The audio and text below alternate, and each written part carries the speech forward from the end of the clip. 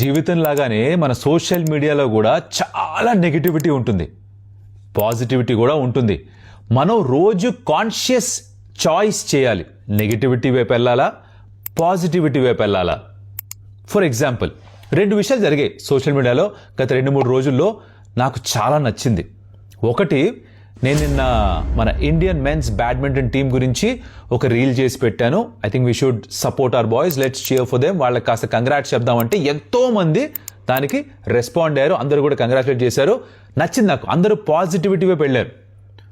అదే టైంలో బోల్డ్ అంత నెగిటివిటీ కూడా ఉంటుందిగా, వీళ్ళు వాళ్ళని తిట్టా, వాళ్ళు వీళ్ళని తిట్టా, వీళ్ళు తిట్టారని చెప్పి మళ్ళీ ఇంకొన్ని తిట్టా, రాడర్స్ రిప్లై అయినా పెట్టా, రచరచ నడుస్తుంటుంది. ఆ నెగిటివిటీ వద్దనుకొని మనం పాజిటివిటీ చూస్ చేసుకోవాలి.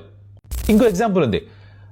రీసెంట్గా కౌశిక్ అనే ఒక కుర్రాడు, నాకు 24 సంవత్సరాలు, నేను జీవితంలో ఏం చేయలేదు, నేను స్పెషల్ కాదు, అకాడమిక్స్లో ఓకే, స్పోర్ట్స్లో ఓకే అంటూ ఒక రీల్ చేసి పెట్టాడు. దానికి చాలామంది స్పందించారు, పాజిటివ్గా స్పందించారు.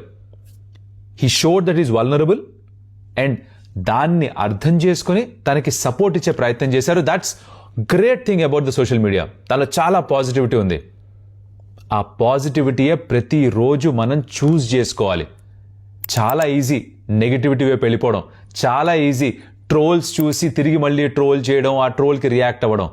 కానీ కాన్షియస్గా మనం పాజిటివిటీ వైపు అడుగు వేస్తే మన జీవితం కూడా కాస్త పాజిటివ్గా ఉంటుంది. అది చెప్పొచ్చే విషయం.